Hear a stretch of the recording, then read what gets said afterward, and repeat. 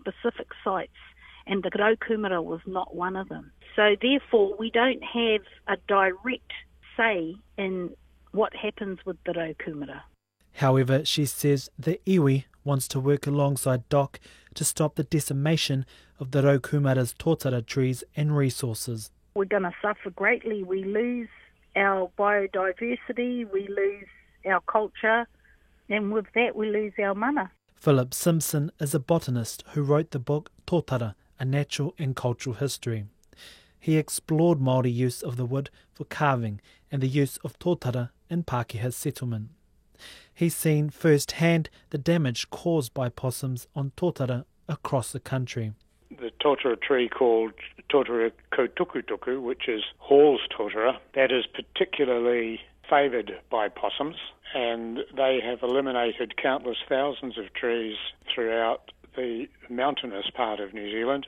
Tōtara can live to be more than 1,000 years old and is second in size only to kauri, which faces its own battle for survival with kauri dieback. Millions and millions of trees that were harvested all over the country for developing of the nation of New Zealand. We owe tōtara a lot, and we should be very concerned about conservation of tōtara. Philip Simpson says it's vital to fight pest in the battle to keep tōtara alive. The Department of Conservation says at this time no decision has been made on what specific action will be taken on the impact of pest on tōtara in the Raukumara forest. Mo te hōtaka o te Raumati nei, ko John Boynton, aho. It's 7 minutes to 9. The Road Transport Forum says the closure of the Thames Coast Road will hit the freight industry in the pocket and says it's time to future-proof main arterial routes. The road was badly damaged in last week's storm and has been reduced to one lane with escorted convoys operating in both directions, but it's closed to heavy vehicles, leaving freight trucks with no option but to go around the peninsula to reach Coromandel. Forum Chief Executive Ken Shirley says any disruption to the road network has a big impact on the freight industry. And you take the Coromandel instance, it's the peak of the tourist industry. There's supermarkets up in places like Coromandel that have to be serviced and goods provided. And with the disruption that we've got, that means that journey will be more complex and it'll take longer to get there. So it's just a function of these types of events where storms and slips disrupt the transport network, and it does have an impact and a cost. Mr Shirley says the local economy will also take a hit. It's difficult. It's always very case specific, but you can easily see a 20% increase in freight costs involved in a disruption like that. And we've seen that with when the Manawatu Gorge went out, or the Waiweka Gorge from Gisborne to Bay of Plenty. These incidents do occur, and it's just a reminder of the vulnerability that we have in New Zealand, and that's why I think it's important that we actually invest for greater resilience. That's Road Transport Chief Executive Ken Shirley. It's coming up to 5 minutes to 9, and we're going to the Bug Lab at Auckland Zoo. You might have been to Te Papa to see the Gallipoli exhibition, which has marked 100 years since the Great War. And on a similar scale, the Bug Lab in Auckland Zoo, it's a mission to get us all to feel a bit more inclined to the tiny little critters that outweigh and also outnumber all other animals on Earth. So to talk about the Bug Lab and what's going on there at the zoo, I'm joined in the studio by Don McFarlane, the team leader of Ectotherms. So tell us about the Bug Lab. Hello, good morning, Happy New Year. Same to you.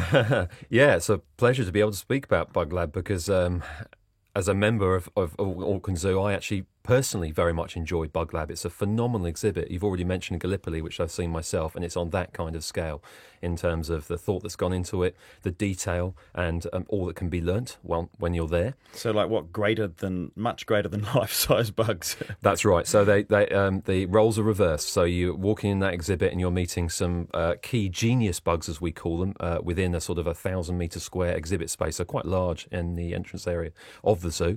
And you walk in and you immediately feel small and insignificant against these unbelievable displays, which are, of course, supported by fantastic interactives, which keep us keepers busy when we go in there after hours and play with the exhibits. And the Weta Workshop got involved?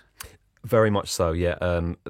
Alongside Te Papa with the sort of the expert tilt on how to build this thing, and it really does come across in the exhibits. There's huge details. Anyone who's seen Gallipoli and walked out of there feeling hairs on the back of your neck walking out of there. It's the same thing with bugs, the bug exhibit. It's just tackled on a level that you couldn't possibly imagine. So a fantastic experience for everyone, children, adults. And it's open this week, and there's different times of the day that adults can go for different sorts of activities as well. The main exhibit's open for 8 months, so through to July, but we're doing a special sort of adults only, if you like, zoo lates, Bug Lab lates, that's right, running from every Friday from this Friday through to the 23rd of March. That's right. On just beyond the Bug Lab itself, there are actually markets where you can lots of choice of food available, including, just to be a little bit interesting, some elements of bugs in the food.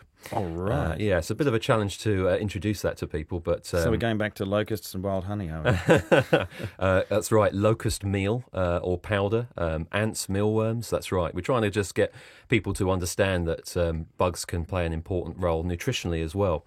When you imagine that cows, of course, contribute something like 1/3 of all methane in New Zealand for greenhouse gases. It's time to look at different sources of food, a bit more ecologically sound. So this is an introduction to that. Bugs get a bit of a bad rap, don't they? They're not very popular. But yeah, why is that? Oh, goodness, that's a very big question. I think basically people don't like what they don't understand, and the bugs are the unsung heroes of the natural world. You know, they mostly go unseen on account of their size, and that's what Bug Lab tries to do, of course, is swap our perceptions. You know, the bugs on display in Bug Lab are huge. We appreciate elephants for their size, and we appreciate cheetah for their speed. But if you just focus in on bugs, things like speed alone, the bugs beat cheetah in many regards. Things like dragonflies, the speed at which they fly, they beat any drone that's currently on the market. Things like mantis shrimp strike at their prey so fast they boil the water around them in a millisecond. These sort of facts we're trying to get across to people. Just take the chance to look, take the time to look, and you will be bewildered at the world of bugs. You're doing a good job of it with your enthusiasm. I can see you're a real bug lover. But how are our native bugs faring? Are they being pushed out by invasive species? Yeah, that's a tragic story, of course. Some of the same pressures affecting the mammals we're so very familiar with, pandas and tigers, they really do affect bugs too. So in New Zealand, of course, we're all acutely aware of introduced pests in the form of mammals, rats, mice, cats, ferrets. These affecting bugs too, in a massive way. The unfortunate thing with bugs, of course, is a lot more attention needs to be paid on their predicament. And one such species that Auckland Zoo have been intimately involved with is the weta punga, one of the world's largest bugs, in fact, certainly one of the world's largest insects, at 70 grams, getting up with a blackbird in size, which was restricted to just one island, Little Barrier, Hauturu. And it's back. Well, we're very much on the road to a recovery, absolutely, with the help of Doc, and we've reintroduced them onto 4 other islands beyond the one island it was restricted to. So we're right in the middle of doing that. So thousands have gone back as a result. We've got to go, but thanks so much for your time. Don McFarlane from Auckland Zoo. Go and check out the Bug Lab if you've got time. We'll see you tomorrow. RNZ News at 9. I'm Paul Brennan. Good morning.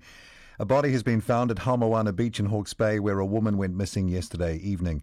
Emergency services were called about 5 p.m. to 3 people struggling in the water at the Tuki Tuki river mouth. 2 children made it ashore, but not the woman. She is the mother of one of the children. The body, which was found by a search at 6:35 this morning, is yet to be identified.